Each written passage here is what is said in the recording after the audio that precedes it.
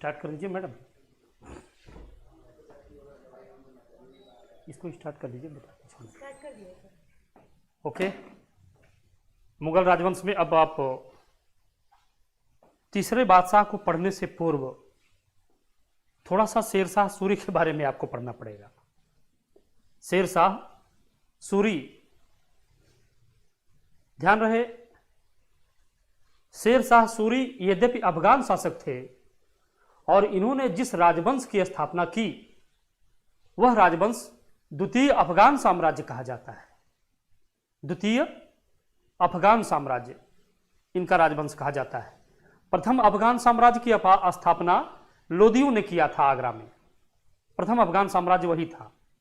और ध्यान रहे, बाबर से जब लोदी हार गए तो तमाम लोदी वंश के लोग भागकर बिहार भाग गए, बिहार बंगाल की तरफ चले गए और वहां ये लोग क्षेत्रीय राजा के रूप में रहते थे। उन्हीं में से एक शेर खां या शेरशाह सूरी भी था, उन्हीं में से था। यानी लोदी जो अफगान सत्ता की स्थापना किए थे, ये शेरशाह सूरी और इसके पिता हसन खां वगैरह उसी के राजवंश में शासन करते थे, लोदियों के ही। लोदियों की दिल्ली और आगरा से पराजय के बाद फिर जो सत्ता स्थापित होती है उसमें मुगल सत्ता उसको कहा जाता है और लोदी लोग भाग करके पूर्वी बिहार, पश्चिमी बिहार और बिहार में कुछ बंगाल में लोग रहते थे। ठीक, इसलिए जब मुगलों को परास्त करके फिर से शेरशाह सूरी आगरा पर अधिकार कर लेते हैं तो द्वितीय अफगान साम्राज्य कहलाता है। वो अफगानिस्तान के लोग ही, अफगान ही हैं, अफगानी तुर्क ही हैं। ठीक, ये मुगल नहीं है, अफगानी तुर्क हैं। ध्यान रहे कि वास्तव में शेरशाह सूरी का उसके पहले नाम शेर खां था और शेर खां से पहले उसका नाम फरीद था। फरीद यानी शेरशाह सूरी के बचपन का नाम फरीद था। इसके पिता हसन खां थे जो सासाराम रियासत के रियासतदार थे। ये सासाराम बिहार की जो रियासत थी ये दिल्ली सल्तनत यानी आगरा के दिल्ली सुल्तान इब्राहिम लोदी के अधीन थी। ठीक, ये भी जान लें कि फरीद अपनी बीमाता से बहुत परेशान रहता था, इसलिए वो भागकर जौनपुर चला आया। जौनपुर में इसने इस्लामिक शिक्षा का अध्ययन किया, इस्लामिक शिक्षा का अध्ययन किया, जौनपुर में पढ़ा लिखा। इसके बाद फिर इसने अपने पिता की रियासत संभालनी चाहिए और बहुत बेहतरीन ढंग से इनकी रियासत संभाला। लेकिन पिता हसन खां पर उसकी माता का ज्यादा प्रभाव था। माता ने उसकी कुशलता को देखकर उससे ईर्ष्या बस उसे राज्य से भगवा दिया। ऐसा कहा जाता है कि शेरशाह सूरी जो तब फरीद थे, फरीद स्वयं सुल्तान के दरबार में उपस्थित भी हुए। उपस्थित होकर उन्होंने अपने पिता की जागीर में शासन प्रबंध संभालने की याचना भी की, लेकिन इस पर कोई सुनवाई नहीं हुई। ठीक है, कोई सुनवाई नहीं। ये भी जान लीजिएगा, फरीद का जन्म पंजाब के होशियारपुर में हुआ था, बैजवाड़ा, बैजवाड़ा के समीप वहां उसका जन्म हुआ था। और फरीद जो है अंततः बेचारे मारे मारे फिरने लगे, तो उन्होंने दक्षिण बिहार के सूबेदार, दक्षिण बिहार के सूबेदार के यहां नौकरी कर ली, नौकरी चाकरी करने लगे। उस दक्षिण बिहार के सूबेदार का नाम था बहार खां लोहानी। बहार खां लोहानी, बहार खां लोहानी जब एक बार शिकार खेलने गए थे तो जैसे ही उनके ऊपर शेर ने छलांग लगाई, फरीद ने तलवार के एक ही वार से शेर के 2 टुकड़े कर दिए। इससे प्रसन्न होकर बहार खां लोहानी ने फरीद का नाम शेर खां रख दिया, उसको उपाधि मिली शेर खां। बहार खां लोहानी की मृत्यु के बाद फरीद ने या शेर खां ने बहार खां लोहानी की विधवा से विवाह कर लिया, शादी कर लिया उससे। इस प्रकार उसने दक्षिण बिहार की रियासत संभाल ली, एक तरह से वहां का रियासतदार हो गया। कुछ समय बाद शेर खां ने इसी दौरान चुनार के किले के यहां किलेदार से मित्रता कर ली और चुनार के किलेदार की मृत्यु के बाद उनकी विधवा दुदू बेगम से विवाह कर लिया। इस प्रकार उसने एक बड़ा शक्तिशाली किला प्राप्त कर लिया और धन धान्य से परिपूर्ण हो गया। इसी समय जब ये धन धान्य से परिपूर्ण हो गया तो उसने बंगाल पर अधिकार कर लिया। बंगाल के कमजोर शासक को उसने परास्त कर दिया और परास्त करने के बाद इसी का समाचार आखिरकार हुमायूं को मिला, जो इस समय मालवा, गुजरात, राजपूताने के राजनीति में उलझे हुए थे। मजबूर होकर के अपने विजय अभियान बीच में छोड़कर इन्हें भागना पड़ा और वे बंगाल आए। हुमायूं बंगाल आए और वहीं मैंने जो भी बताया कि बंगाल को तुरंत शेर शाह ने खाली कर दिया, शेर खां ने, और शेर खां ने उसे खाली करने के बाद आगे चौसा में अपना मोर्चा लगा दिया और चौसा में मुगल फौज जो लौट रही थी बंगाल से, उसका मुकाबला अफगानों की शेर खां की फौज से हुआ, जिसमें बुरी तरह से हुमायूं परास्त हुए, भाग खड़े हुए। इन परिस्थितियों में कहा जाता है कि उनकी सारी बेगमों को शेर खां ने लौटा दिया। अभी आगरा में हुमायूं का शासन बना हुआ था, लेकिन अगले ही साल फिर युद्ध हुआ और बिलग्राम का युद्ध, ये कहा जाता है कन्नौज के समीप बिलग्राम, यहीं पर युद्ध हुआ और इसमें फिर मुगल फौज हार गई और आखिरकार 15 वर्षों के लिए निर्वासन प्राप्त किए हुमायूं और दिल्ली तथा आगरा पर शेर शाह सूरी ने अधिकार कर लिया। शेर शाह सूरी का शासन अत्यंत संक्षिप्त रहा, 5 वर्ष का शासन रहा। इस दौरान शेर शाह सूरी ने कलिंजर, रायसीना, बंगाल, मालवा आदि राज्यों पर आक्रमण किए, उन पर अधिकार कर लिए, गुजरात आदि राज्यों को परास्त कर दिया। ऐसे ही समय शेर शाह सूरी के बारे में बताया जाता है कि जब उसने रायसीना के राजमहल को जीत लेने के बाद कलिंजर पर आक्रमण किया, तो कलिंजर के उस समय राजा थे रामचंद्र देव। जिस समय कलिंजर अभियान चल रहा था 1545 में, किसी एक आग्नेय अस्त्र होता था उक्का, ये तोप की तरह एक हथियार था। इसका जब शेर खां जो है प्रयोग कर रहा था, तो इस प्रयोग के दौरान तोप का गोला किले की दीवार से टकरा कर फिर वापस आ गया और जहां ढेर सारे बारूद रखे थे उसी में जा गिरा। भयंकर आग लग गई, शेर शाह उसी में जलकर झुलस गए, बाद में उनकी मृत्यु हो गई। उन्हें सासाराम में एक झील के करीब ले जाकर दफन कर दिया गया।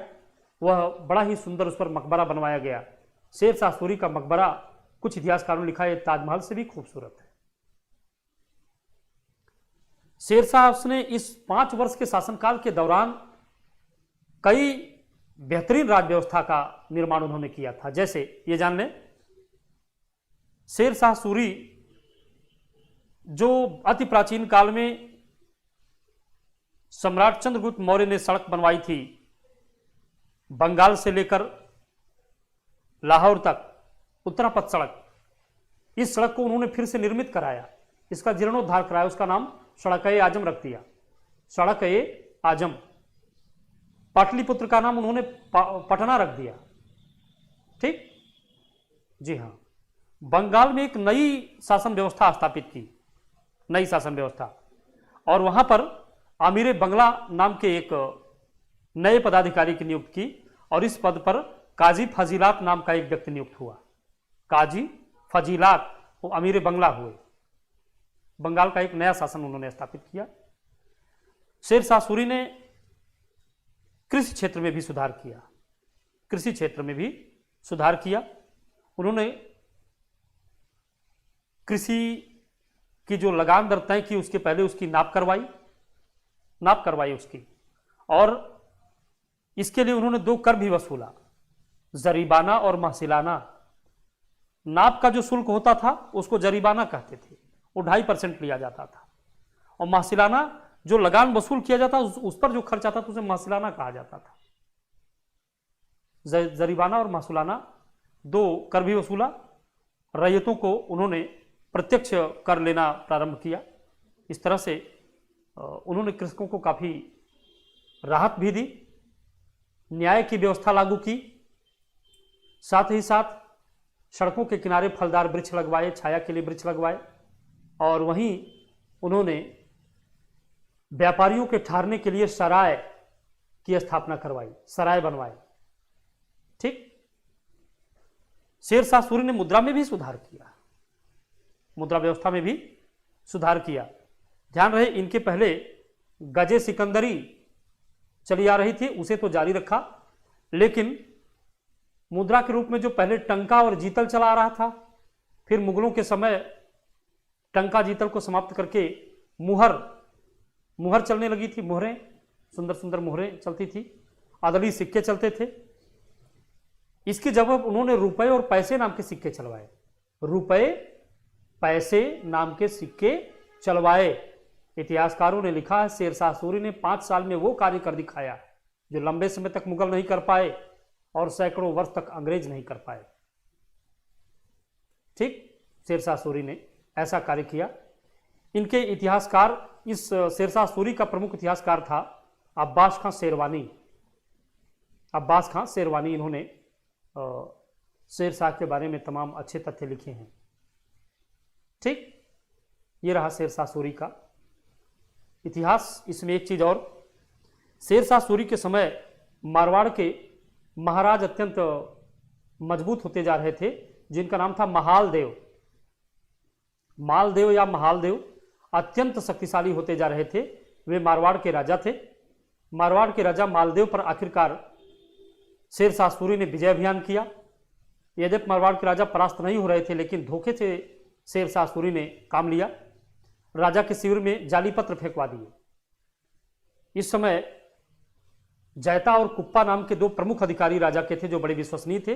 उन्हीं के नाम से पत्र फेंका गया था, जिससे राजा अपने इन अधिकारियों पर अविश्वास कर बैठे और मारवाड़ वापस लौट गए।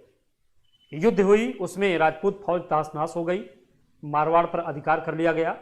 यह युद्ध इतना विकट था जिसके लिए शेरशाह सूरी ने लिखा है कि मुट्ठी भर बाजरे के लिए मैं हिंदुस्तान का तख्तोताज खोने जा रहा था। इतना शक्तिशाली युद्ध ये हुआ था। ये चीज़ें आपके सामने हैं, हम लोग इन चीज़ों को जान लेते हैं, लिख लेते हैं। मुगल राजवंश नहीं, यहाँ थोड़ी देर के लिए आप लिखेंगे द्वितीय अफगान साम्राज्य।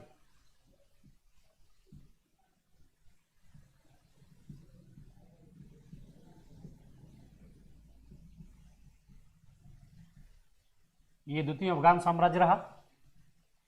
ठीक, और यहां जो शासक थे उनका नाम था शेरशाह सूरी। शेरशाह सूरी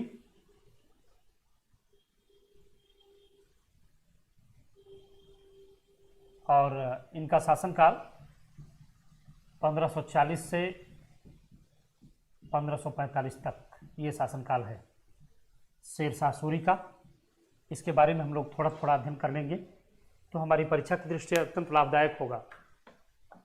ठीक, जिसे शेरशाह सूरी का जन्म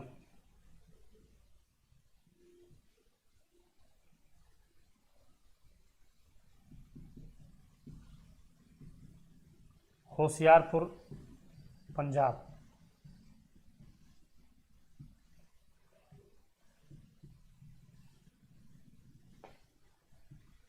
समय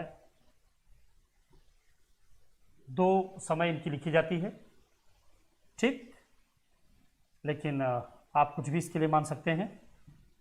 1486 इनके जन्म को माना जाता है, कहीं कहीं 1472 भी मिला है, लेकिन वो सर्वमान्य नहीं है, इसलिए समय के साथ साथ लिख दीजिएगा पिता हसन खां।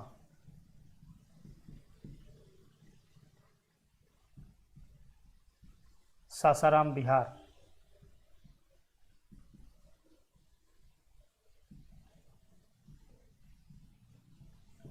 के रियासतदार।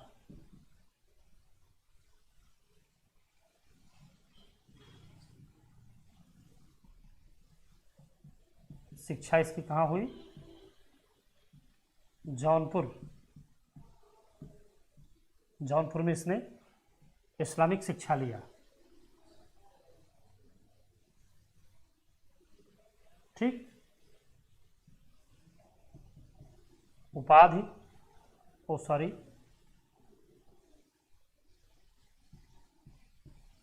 बचपन का नाम फरीद। ठीक।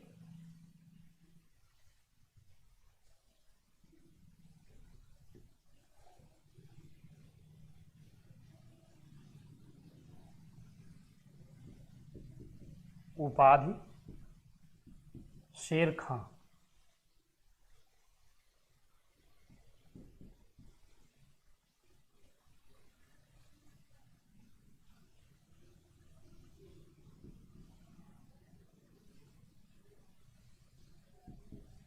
शेर शाह।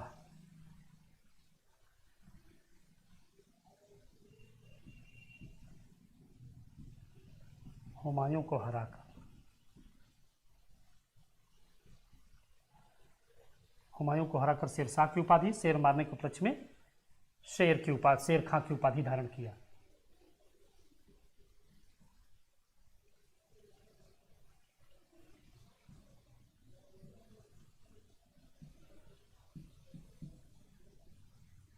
सुल्तान बना 1545। ठीक। सॉरी, 1540 में।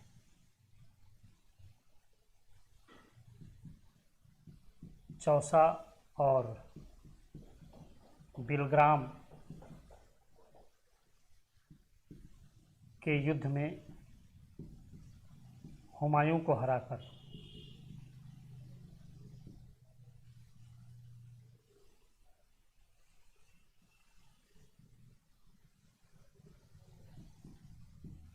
हरा था।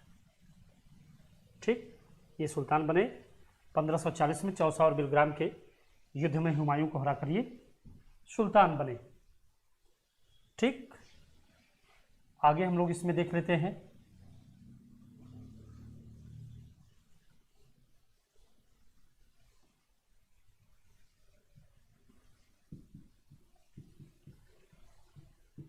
मारवाड़ के युद्ध में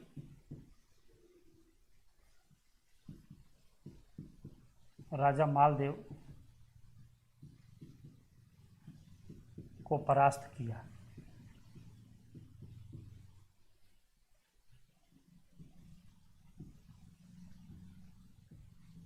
युद्ध के बारे में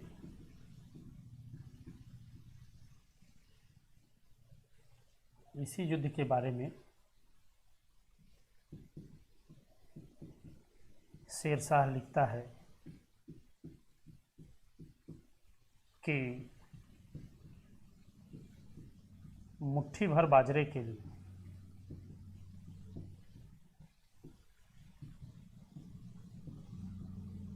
मैं हिंदुस्तान का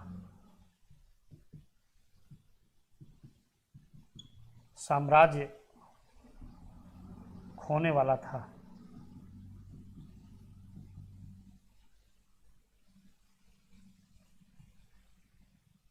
मुट्ठी भर बाजरे के लिए मैं हिंदुस्तान का साम्राज्य खोने वाला था, इसी के बारे में लिखते हैं। नीचे इनके देख लीजिए थोड़ा और भी।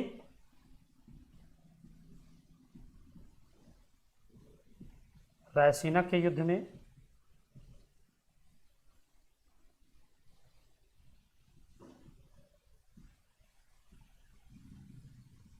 राजा पूरनदेव को सपरिवार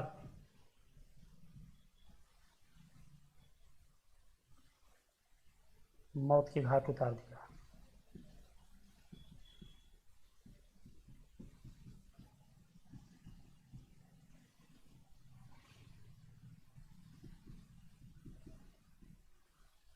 कलिंजर के युद्ध में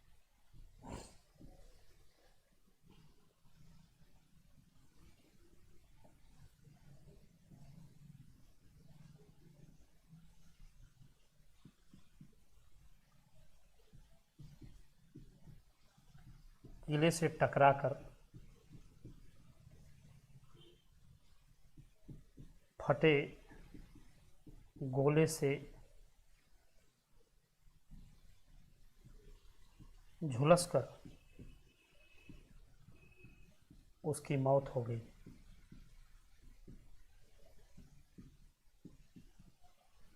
ठीक।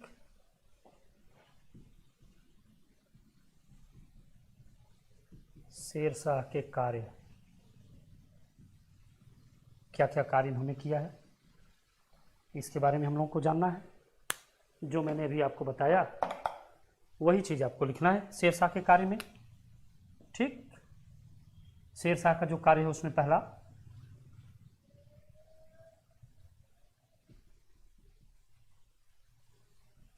बंगाल में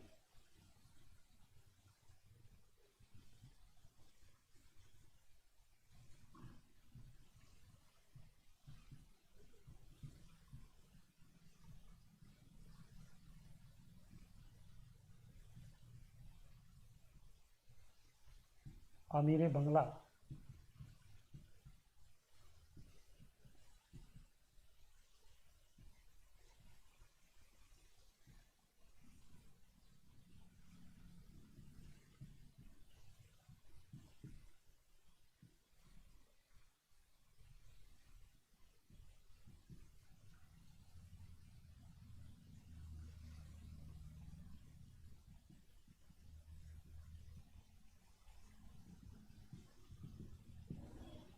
ठीक, काजी फजीलात इस पद पर नियुक्त हुई।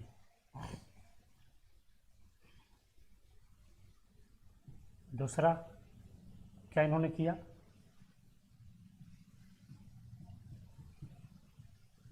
नया सिक्का चलाया।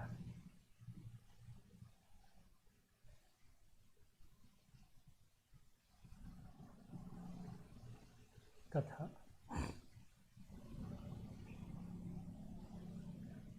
नए सिक्के चलाए। तीसरा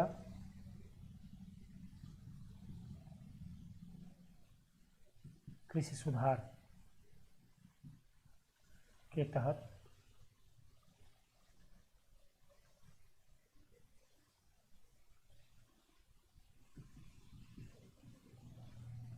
किसानों को काबुलियत पट्टा दिया।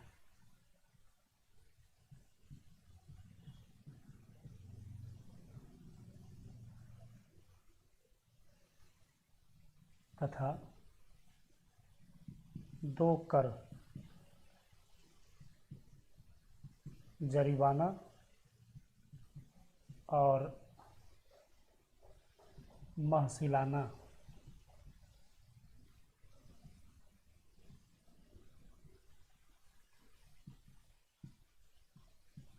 वसूल किया।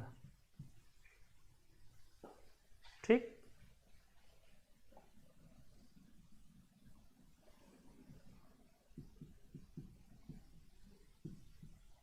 पाटलिपुत्र का नाम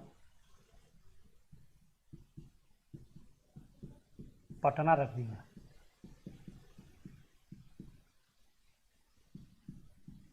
तथा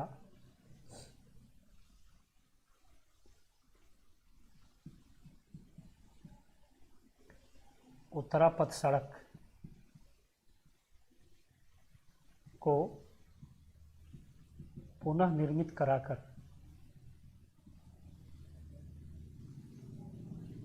कराया तथा उसका नाम सड़क ए आजम रखा। बाद में यही सड़क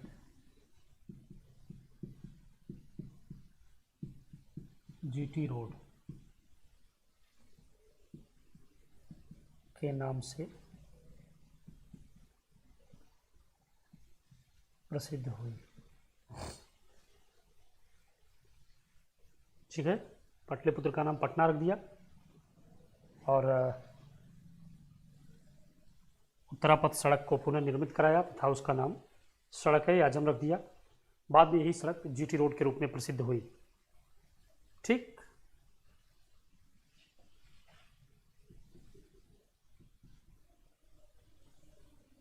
शेर शाह का मकबरा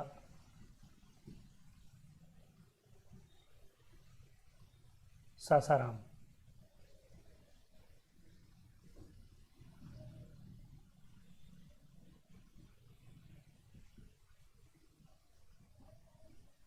बिहार में।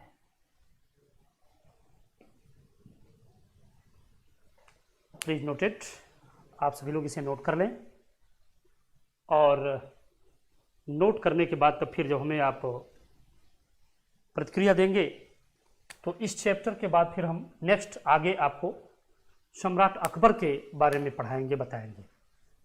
ठीक है, नोट करिए, नोट करके हमें प्रतिक्रिया दीजिए।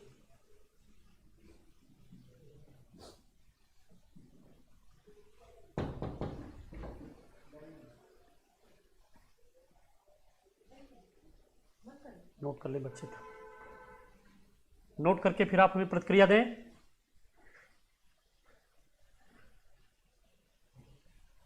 इसे नोट कर लीजिए। आज बस हम यही इतना आपको पढ़ाएंगे। नेक्स्ट क्लास में आपको मुगल डायनेस्टी के रियल फाउंडर बादशाह आजम अकबर के बारे में पढ़ाएंगे। आज बस इतना ही। Thank you class.